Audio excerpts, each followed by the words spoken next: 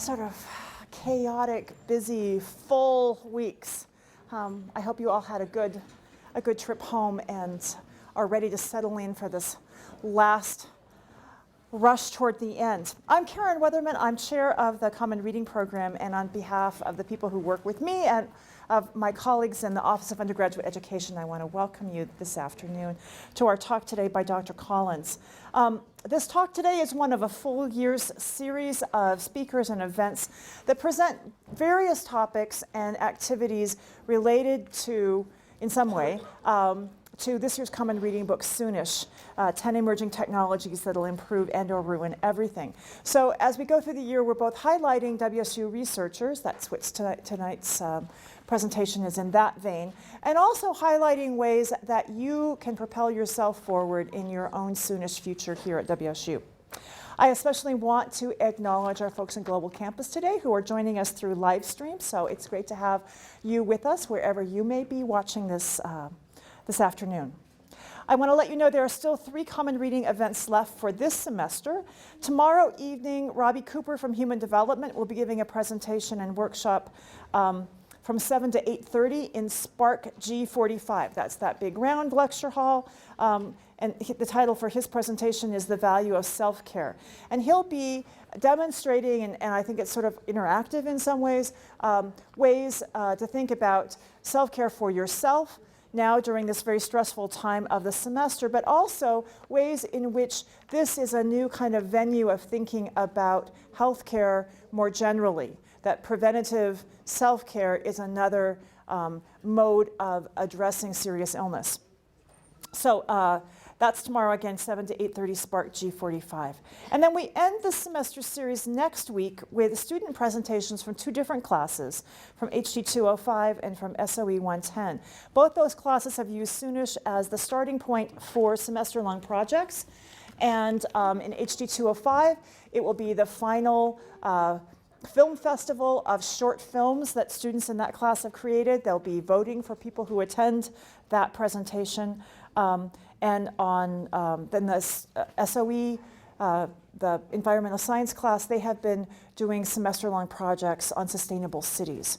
So those different events occur on Tuesday, well, Tuesdays is at 5:30, that's the film festival, and Thursday at 2:50 and Friday at 8 a.m. So there are more details on that on the Common Reading website and on the CougSync Common Reading site. If you're attending for Common Reading credits, we'll be verifying attendance by swiping you into CougSync with your Cougar card at the conclusion of the event out in the hallway. This is one that to have it show up on your CougSync involvement page, there's a required post-event survey with a few questions. That will be emailed to whatever email account you have associated with CougSync. If you can't find it there, you can also get to it from the involvement page, your own involvement page in CougSync. And there are instructions on how to do that also on the Common Reading website. So we're thankful for your responses to that short survey. It helps give us and our presenters some feedback about who's attending for what classes and what kinds of things you find useful and interesting so that we can plan forward in our programming. So now I want to introduce this afternoon's speaker. Brian Collins is an assistant professor of physics and the head of the Collins Research Group. This is an interdisciplinary research lab composed of undergraduate, graduate, and postdoctoral researchers, and whose work, as you'll hear today, straddles physics, materials science, electrical engineering, and chemistry. I also want to point out in that list of who works in his lab, undergraduates are part of that cohort of folks who work with him. And I will be having an event in the spring that will highlight how to get involved in undergraduate research, but I just want to put a small plug in, plant that seed if you haven't thought about that before, that working with faculty in their areas of research is a tremendous way of propelling forward your own experience here at WSU. For the innovative research done in his lab, Dr. Collins was awarded an Early Career Research Award from the U.S. Department of Energy in 2017, and he was one of just 59 scientists who received the award out of 700 applicants. Collins Lab is also notable both for their outreach to K-12 students to spark the enthusiasm of youth for science at a young age, and also for their collaborations with other research groups, both in the US and in other parts of the globe. He earned his bachelor's degree in physics from Gustavus Adolphus College and his master's and PhD in physics from the University of North Carolina at Chapel Hill. When I asked central folks in research and academics across the campus, who are the folks doing the most exciting research? Dr. Collins was one of the first names that was forwarded to me. So it's a real pleasure to have him here today, and I hope you'll help me welcome him. Thank you very much for that introduction. First of all, can you guys all hear me okay? Am I coming through the mic okay? All right. So yeah, thanks again for the great introduction. Yeah, today I really excited to tell you a little bit about what really excites me in terms of the science that we do in my lab in physics. And in particular, I'm going to talk today about this kind of really new type of material based on organic materials. This is not biological materials necessarily, but it is a material that I think really is in line with the reading that you guys are doing, this soonish book, where a lot of these technologies are really kind of on the verge of coming out into the marketplace, and some really exciting possible things could happen with them in the near future. So organic electronics has its roots a little bit in kind of what you might consider a little bit more mundane material as of late. They really start and they're rooted in plastics. So what do we think of when we talk about plastic materials? We think, first of all, kind of cheap, right? Think of really, bad toys or cheap toys, containers. Now they're recyclable, so that's decent. That's something that is positive about them. They're flexible, so that's kind of interesting compared to, say, metals and other types of technologies that we have out there. So that could be a positive thing.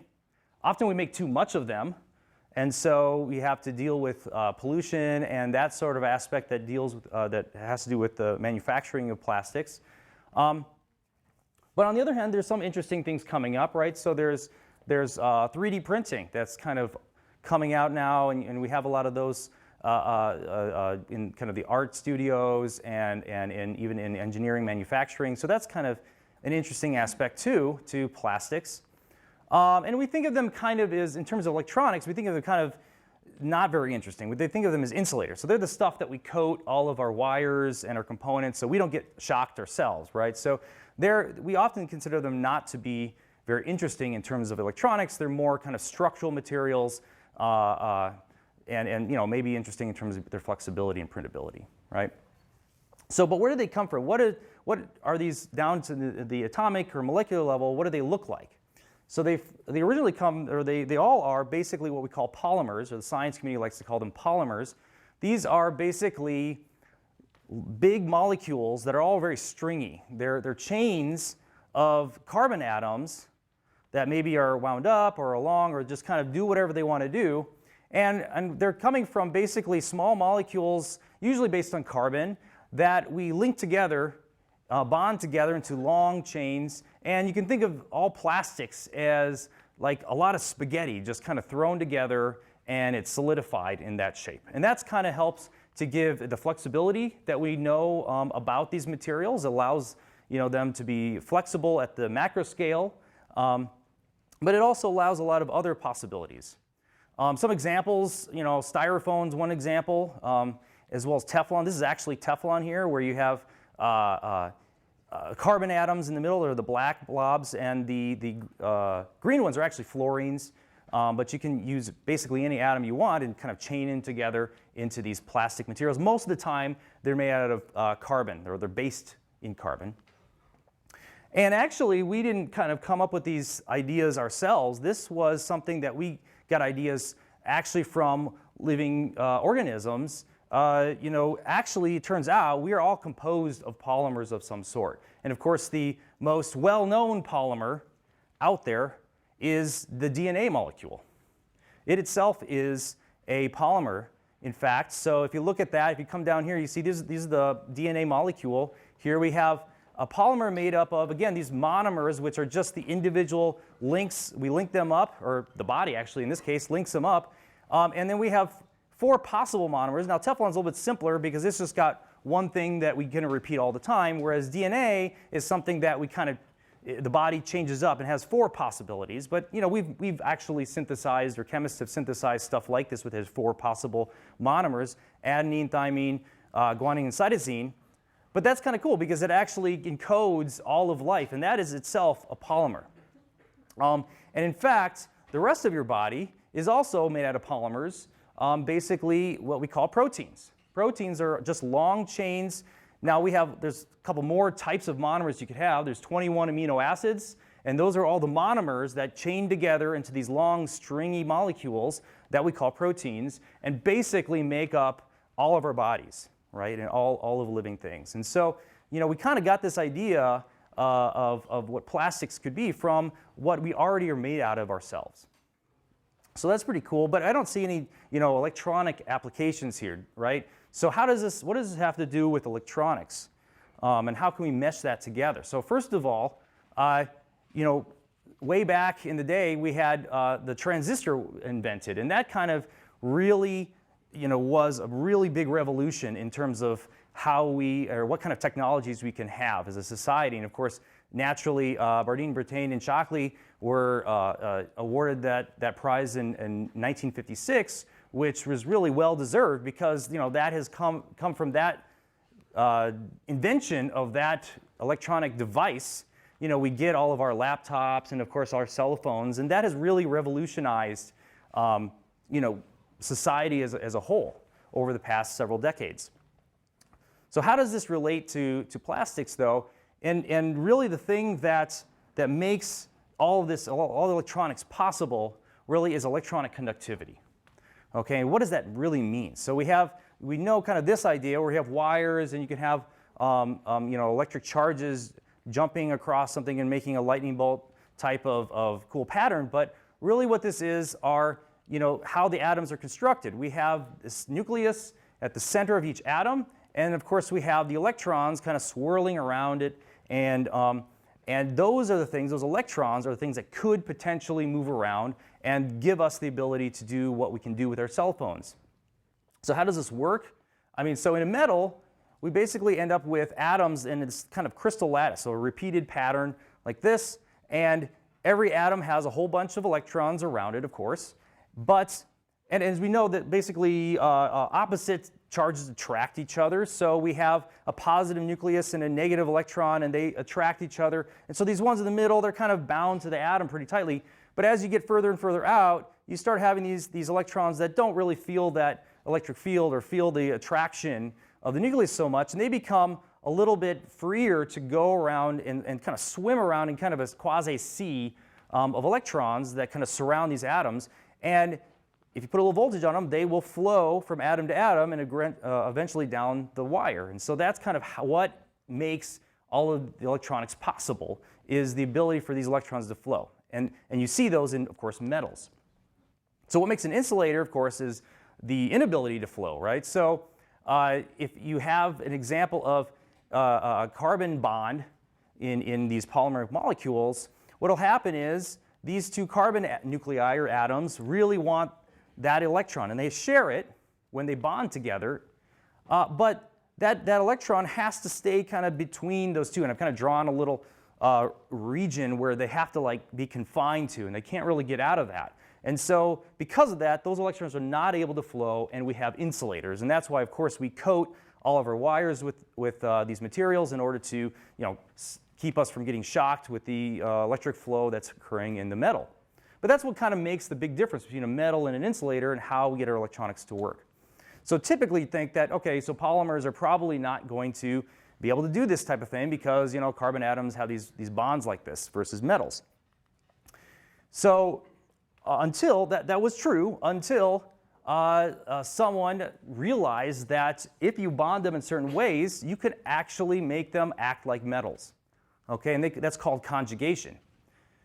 And these folks here, McDermott and Shirakawa, in 2000 won the Nobel Prize for literally, quote, the discovery and development of conductive polymers.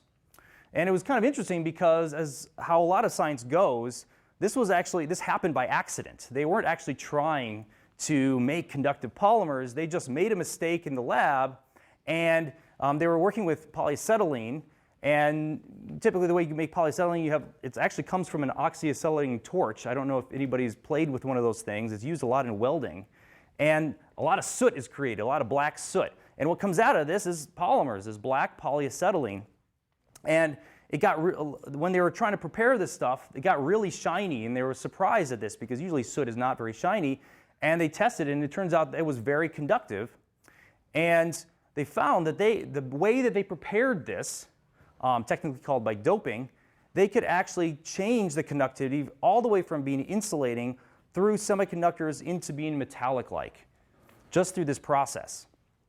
And so that's kind of pretty cool, because now you can, just by changing the way that you make this polymer, you can make it an insulator, you can make it a semiconductor, or you can make it a metal, and then you can make any type of device you want.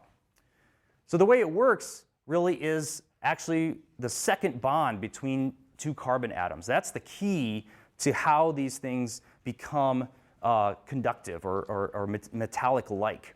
And so we can see that so here's two carbon atoms, here's the nuclei, the red nuclei there, and like I said, the first bond, the electrons they're stuck between those two atoms. They can't actually go anywhere, and they're stuck right there.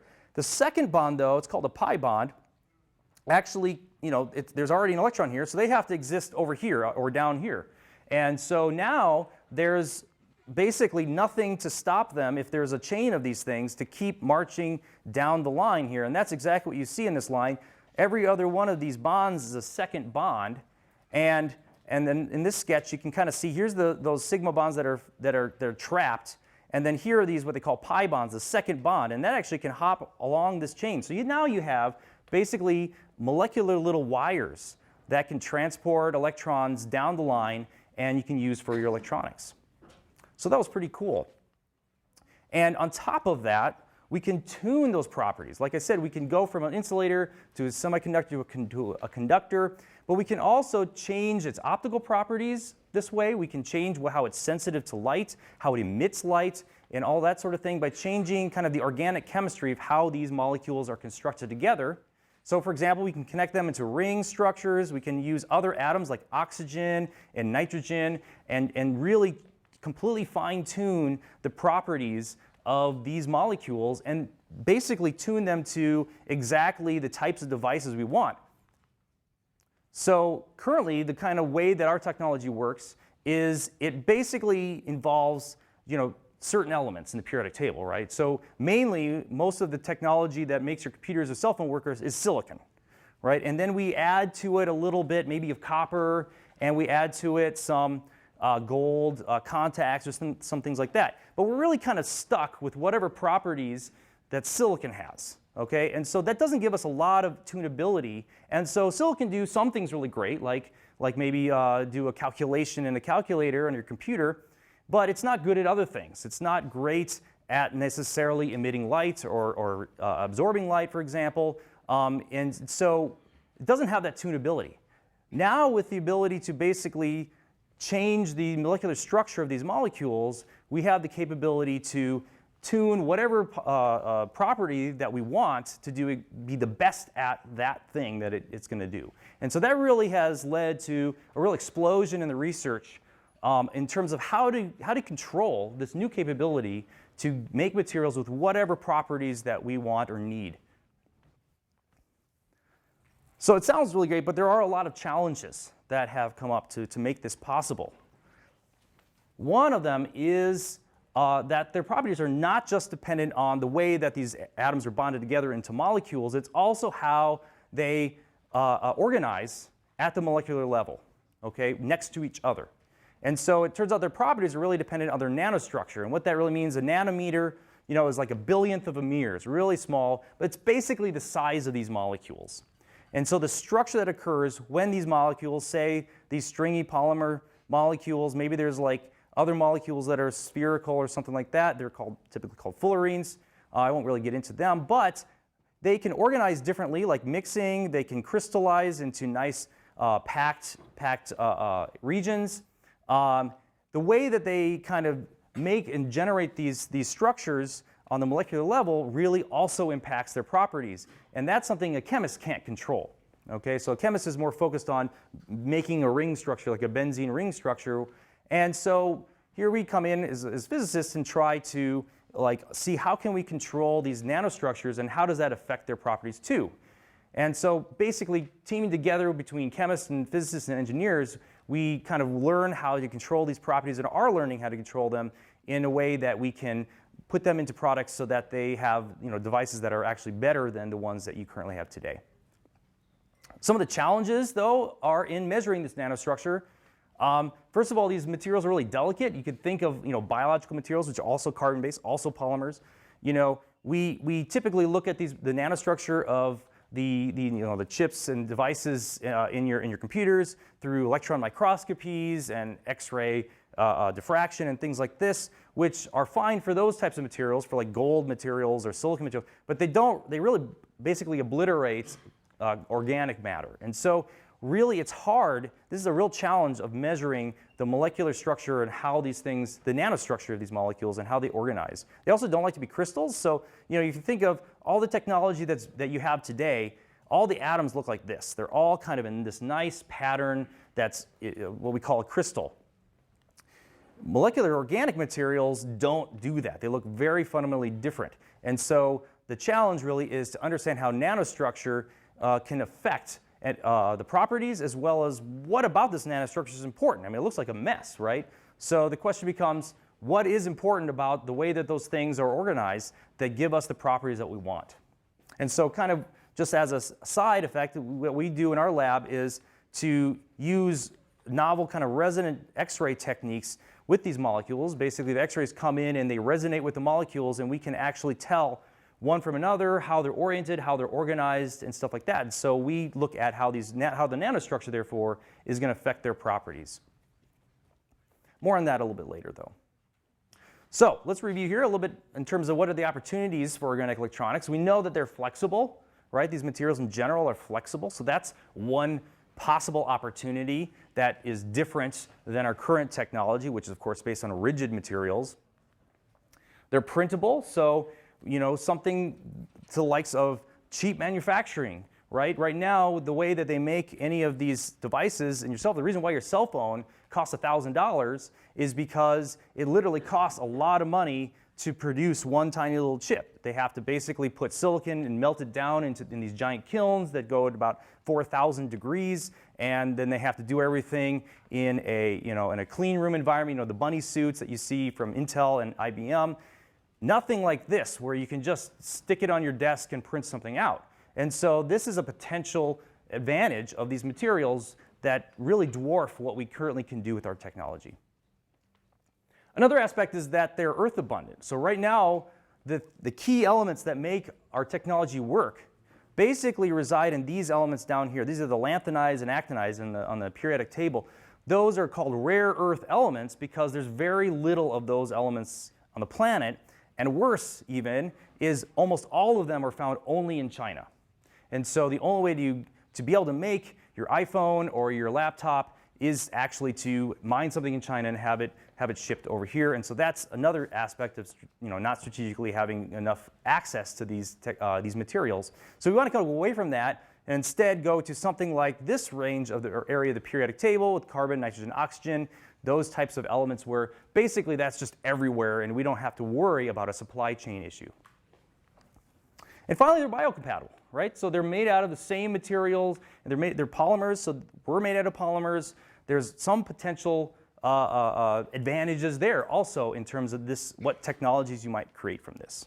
And so really what we want to try to answer here today is really what's possible. If we have this type of material that has these qualities, how could that change society? So the first thing I want to talk about is basically what kind of technologies in general could we see from these materials that could actually change our daily lives, okay?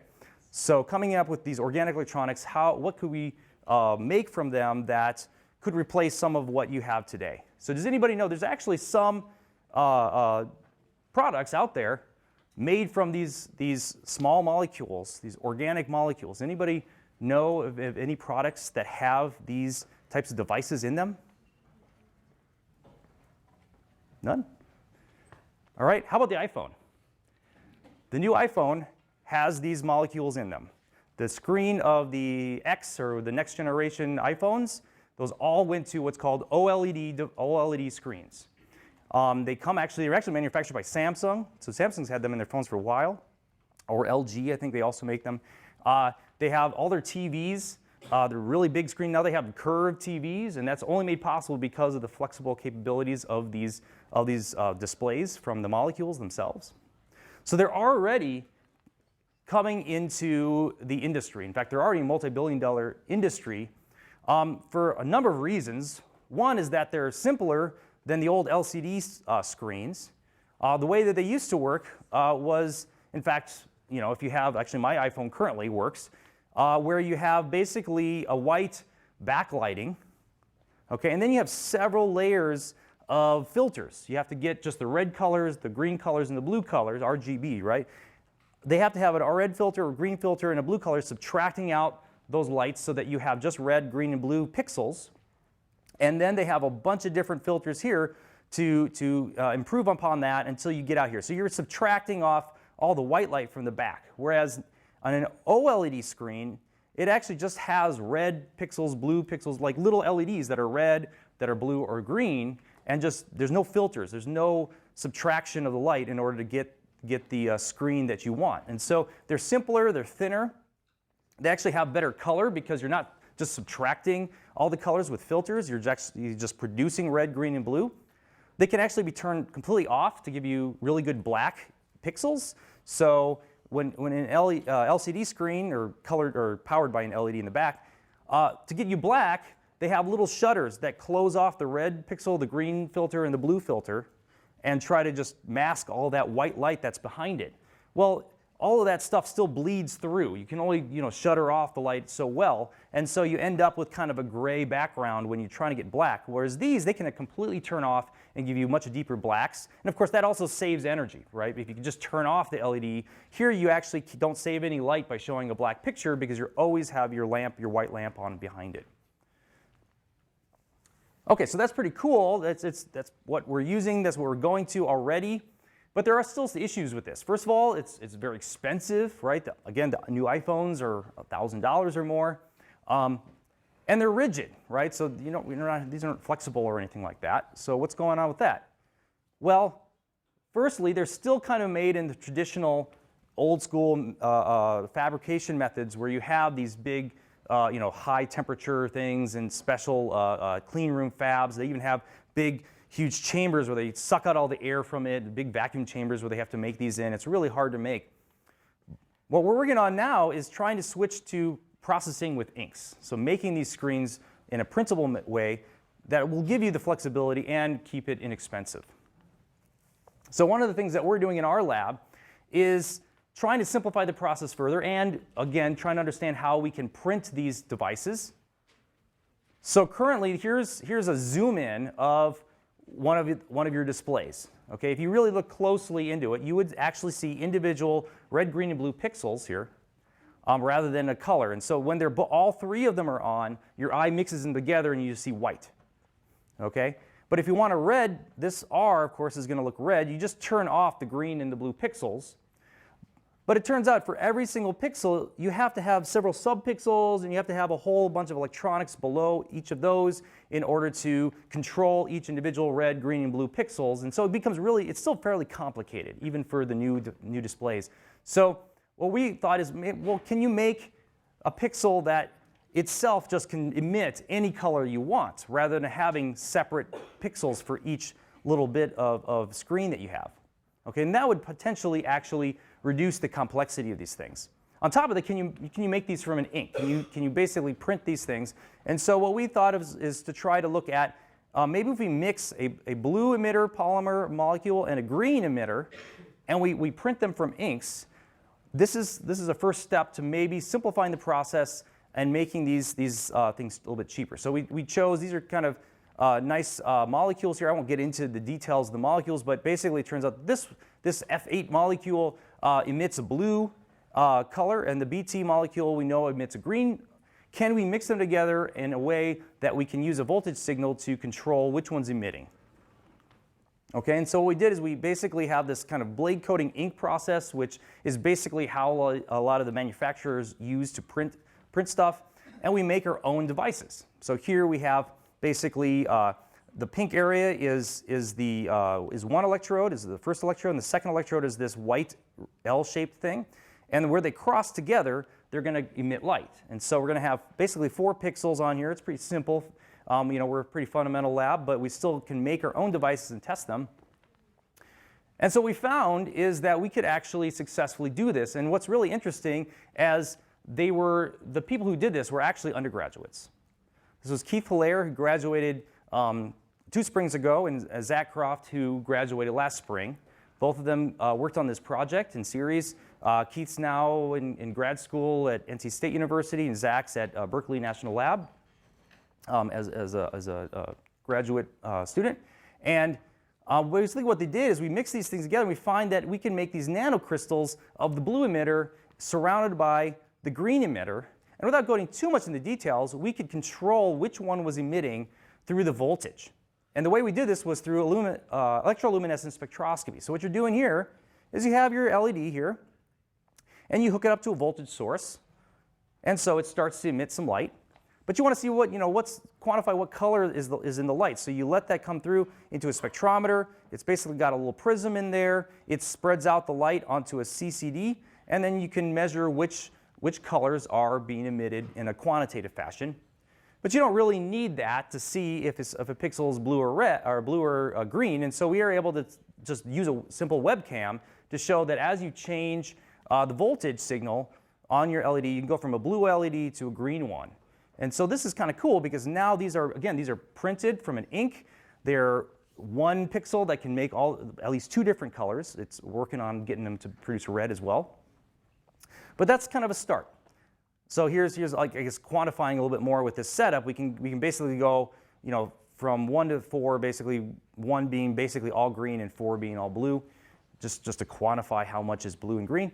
But that's kind of cool. And the cool thing here is that undergraduates did this. This is physics majors in my lab. Okay, so where are we going with this? So we want to get to printable. We want to get to flexible. What is out there? What's coming up next? Because we already have the iPhone, right, producing having these. So we want to look for, basically in the next couple years, look for basically lighting that's flexible. These are the kind of the prototype OLED displays that are coming out now that are foldable or flexible. They're already in prototypes. We're still working on getting them, be printable, so they're still a little bit pricey the way that they're making them. But that's coming out. Even sooner, actually, are going to be organic radio frequency ID tags, RFID tags. Basically, the way these work, and we already have them, but basically now what you can do is you can print these out into sticker form, and what's going to happen is they pass through maybe kind of like a metal detector, and the information gets read from them, and you don't have to really scan them. Okay, so already there's prototypes out there putting these stickers. You can barely see it on an avocado. And the idea is, how this might impact your life is that they all have them on the product, and then you don't have to check out anymore at the grocery store. You just have to walk through this little measurement reader, and it just charges your account, and you're gone. So a little bit. Some of this is actually already happening. So let's see if I can make this happen here. And in order to use this checkout system, you need to use this. This is happening, I think. I'm not totally sure. Maybe in order to use this checkout system, you need to use this special basket. All you need to do is put in the items that you want. Each item is affixed with an RFID tag, right now. and this RFID tag is the key to this checkout system. Now, we place the basket in the robotic checkout system. The bottom of the basket opens, and the items go down below. There, the items are placed into a plastic bag, and the RFID tags are read. The total is displayed here. All that's left is to pay. So that's kind of the Your first items are example. ready. This video was put out by IBM a little bit ago as their vision of how this could eventually happen with printable RFID tags.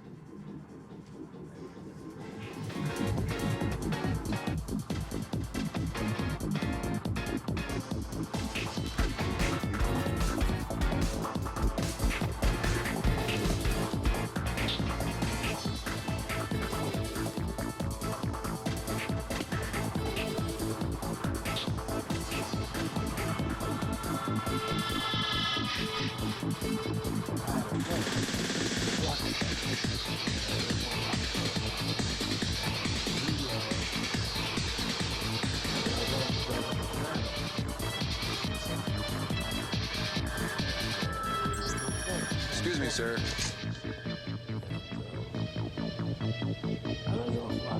Forgot your receipt.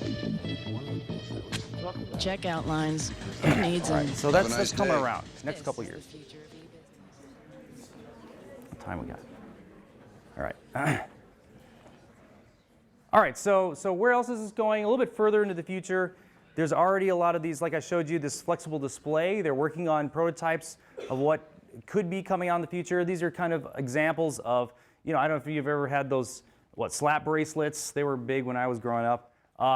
With the idea of converting that, basically combining a cell phone with a smartwatch, where you have your touch screen kind of as an armband, and when you want a cell phone, you just pull it off, and you have a little bit more rigid cell phone there. It's just one device. And so those are kind of some of the things that are coming down the pipeline with these. There's also, military is very interested in incorporating these devices into textiles and uniforms. For example, to help to diagnose if you get shot, like what happened, and even have cameras involved in worked into the clothing. And eventually even putting these things in contact lenses in terms of augmented reality. So kind of you think of it as the next gen Google Glasses, where the electronics are all embedded into the contact lens, and therefore as whatever you see kind of pops up information about, something like where you see it with the cell phones, where they have information popping up about the restaurants and the reviews of that, or even just for military purposes, like what are their IDs and if they're felons or something like that. So that's kind of what's kind of further into the future there. And I want to switch gears from tech into energy here to see how it might impact that. And so this is, think of this as clean energy is kind of coming about. It's getting cheaper, and potentially, we'll see it kind of overcoming fossil fuels in the near future. But the real question is, could solar power actually provide all electricity that we need? Okay, that's a real question, because from a solar panel, you're not going to get nearly as much energy as you do from a natural gas power plant or a coal-fired power plant, for sure, on the individual basis. However, you do a little bit of calculation, and people have, it turns out that to power the entire country, the US right now, you'd basically need panels that are about 100 by 100 miles, and that translates into about 10K or 10,000 square miles of panel total. So to look at that in terms of how big that is, that's about right there. So that's, it's a corner of a state. But basically, if you made a solar panel something like that size or equivalent, if you added up all the solar panels, that would be enough to power the entire country just off of solar. And if you think about how we use our land currently, we actually have more than that, about 4 times that land use currently owned or leased by oil and gas companies right now. In fact, most of that land is not even used, because it's mainly just so they have the rights to it so they can drill for their oil, and most of it is open land. Also, for example, the amount of land set aside just to grow corn for ethanol right now is about 3 times that amount of land. And for example, also the Mojave Desert itself is about twice that needed land area. Okay, so sure, so it sounds like we got this solved, right? Well, unfortunately, there's a lot of problems that we still need. It's not just area. Okay, so first of all, the first biggest hurdle is cost and speed of production of solar panels. Okay, so like I said, these are based on silicon. It takes a lot of time, money, and energy to make each individual cell, and then they all have to be wired together into these panels and then installed. Everything is very expensive and slow. In fact, we don't have enough infrastructure to actually even service that size of a solar panel, to even replace the ones that break when eventually they do. We don't even have enough production capabilities to make the ones that would replace them, let alone make the entire one in the first place, right? Another problem is distribution and storage. We couldn't make them all in one spot, because if we do, we have a lot of losses trying to transmit all that power to everybody who's using it. On top of that, we have to use it right when we make it. We don't have any capacity to store power in our current power grid. As soon as it's made, it's got to be used. In fact, if you don't, then all those nice power stations basically explode. So you have to be careful about how you're making the power, when you're baking and when you're using it, and solar energy is not very good at that. Okay, so there's these kind of 4 main kind of drawbacks or difficulties or problems that we have to kind of overcome if we want to see solar power get up there. So first of all, what about this distribution problem? So we currently have this distribution problem even now with the type of power that we have. So we have basically a few major centralized hubs that control all the power grid in our country. And first of all, we have a lot of distribution losses. So we lose a lot of the power that we make just by transporting. And secondly, all of these, again, have to be just fine-tuned. So they're producing power just at the right moment when somebody's using the power. And if that doesn't happen, you have brownouts, blackouts. You have some of these power surges that kind of blow out some of the transfer stations. And all that is very finely tuned, all via the internet, okay, currently. So all the power grid is basically controlled through the same internet that you get YouTube on, the same internet that you get your malware on and everything like that. It's all open for possible attacks and is really quite dangerous. So one way around that is to decentralize the production of power. And one way to do that is simply to have basically home power grown from the solar panels in your home. And so people have been trying to do this as a proof of principle. There's plenty of roof area, in fact, already in the country to come up with that area that we talked about, the 10,000 miles squared area. We also have this issue of storage, and there's now battery technology that's been improving to help this, to store when we're producing it and then wait for us to use it. And on this scale, this is something that is doable, whereas on a national scale, we don't have any capacity to build batteries of that size or scale to do it at say, a megawatt type of storage. The problem still, though, is that the production is way too slow and too expensive. Like I said, you don't have enough materials or infrastructure to make enough panels to actually allow us to power any amount of the electrical grid. So we really need something that's basically massively scalable. So solar power to go something from this, we're making one cell at a time with a lot of energy, to something that's more massively scalable, like printable organic solar cells. So can we go from something like this to something like this, where we're making sheer huge amounts of area of these panels? And to think about the answer to that, we can see how basically we make that amount of plastic material all the time. Every year, Saran wrap, we make about a third of what we would need to make one of these solar power facilities just every year. And that's just Saran. I mean, there's all these knockoff brands who probably make 5 times as much as this stuff, right? It's clogging up everything. So there's already companies with kind of going with this idea. There's a company called Heliotech, there's Infinity PV, where they basically use the same ideas as you might use for a printing press to go through and just print off huge areas of solar panels. And they're all completely flexible. You can see a larger grid made out here. And in fact, they're extremely cheap.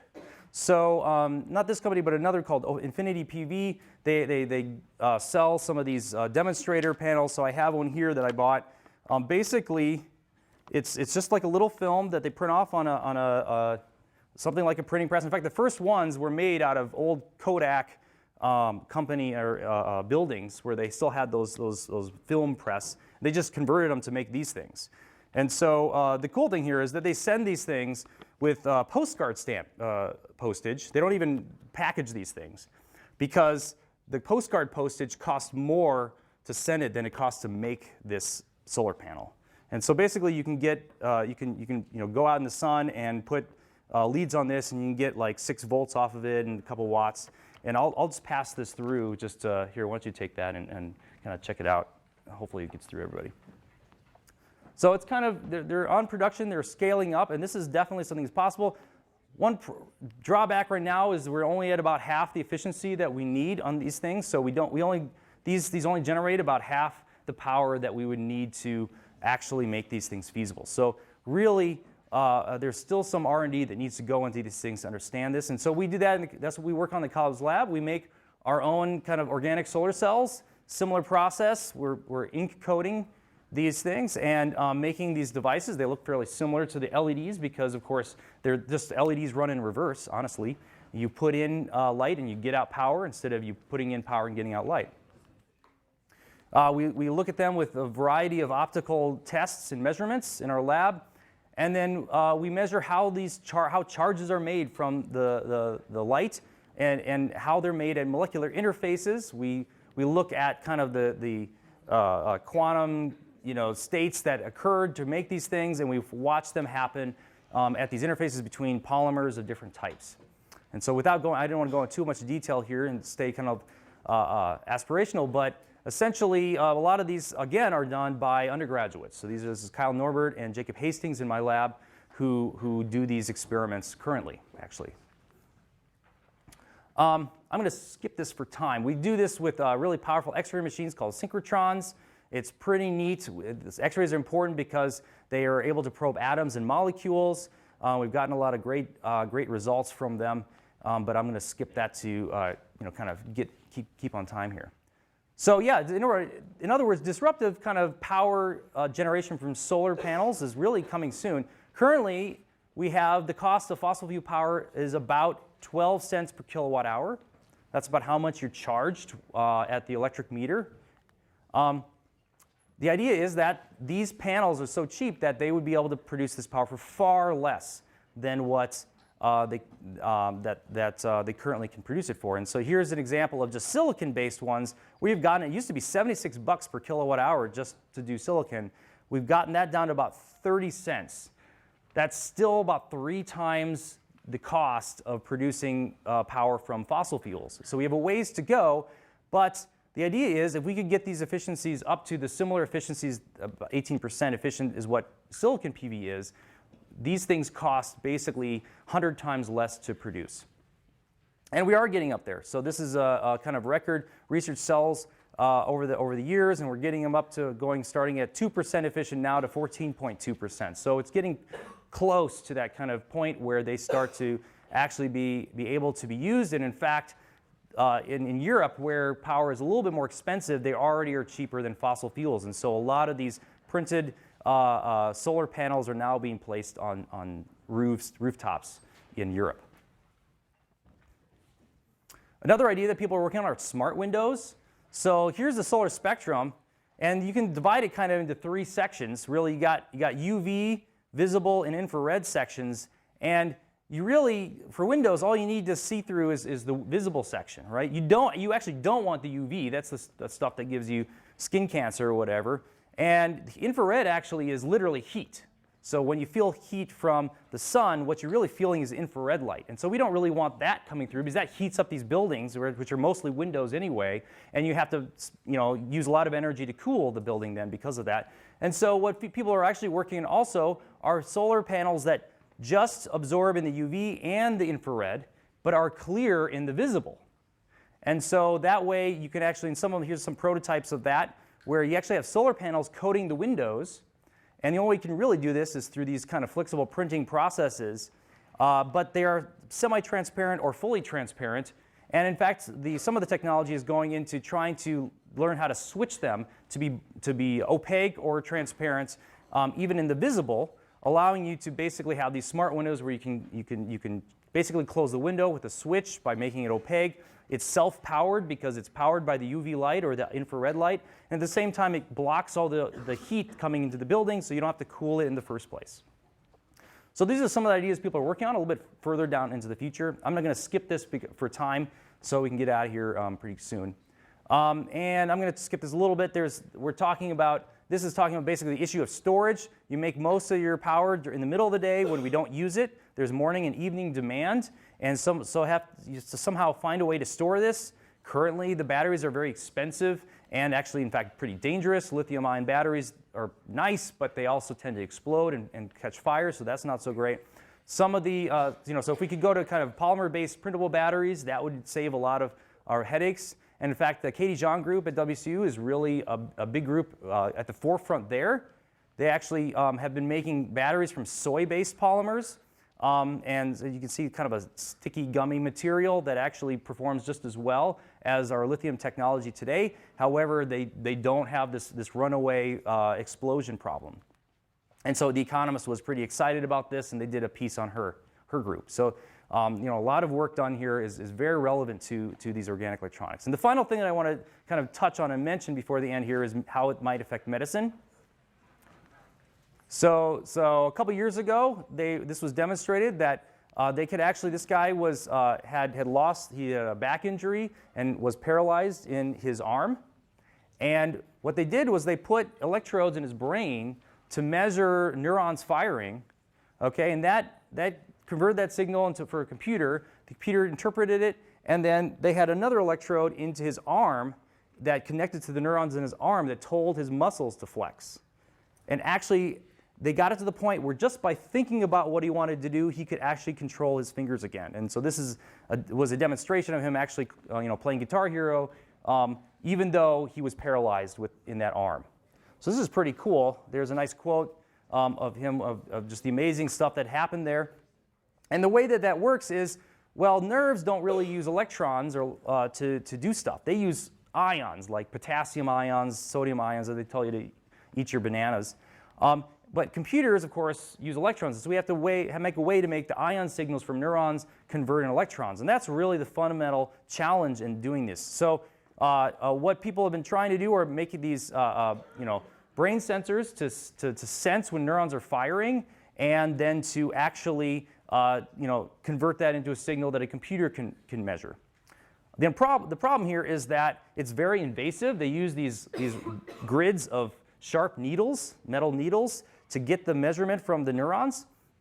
And it's also temporary. So what this guy could do was not actually permanent, because eventually your body rejects it. Biorejection is a big problem with these types of things. Eventually your body develops scar tissue around these electrodes, and they become useless again. And so this is only currently a temporary possible solution. However, with organic materials, this is not a problem. This is actually something that's biocompatible. It's already been shown by a colleague of mine that they are more sensitive than inorganic gold-based kind of electrodes. So this is an example of polymer electrode signals. All these spikes are neuron action potentials firing, and the same thing happening with the gold electrodes, which clearly have much less signal. They're also less invasive because of the fact that they can be put on the surface rather than being shoved as needles into the brain. And there's also not this issue of biorejection, so they could also potentially become permanent. So we've been working on that with this group here to establish how the different nanostructures of these are able to control the electron and ion type of motion. The questions of where do ions and electrons go and move in a polymer matrix, and how to optimize that interaction is something that we've been focusing on. So hopefully in the future, we might be able to see, actually people are in fact working on synthetic skin, which actually can have sensing capabilities to actually end up with prosthetics that you could actually connect back to the brain and have the sense of feel on top of the motor capabilities of these prosthetics. And eventually, who knows, maybe we'll eventually have actual androids that look and feel like real humans. So just to summarize, I hope this has been enlightening to you. Organic electronic materials are really, I think, a future technology that's really going to happen in the next few years. It's already been projected to be an $80 billion industry through 2020. And so there's a lot of possible ways it could change our lives. Work is currently being done by undergraduate students at WSU. And there's other possible ways that you can go with this, too. There's not just all the things that one could envision in terms of controlling biomolecules and the like, too, with these things. So anyway, thanks for your attention, and I'm happy to answer any questions you might have.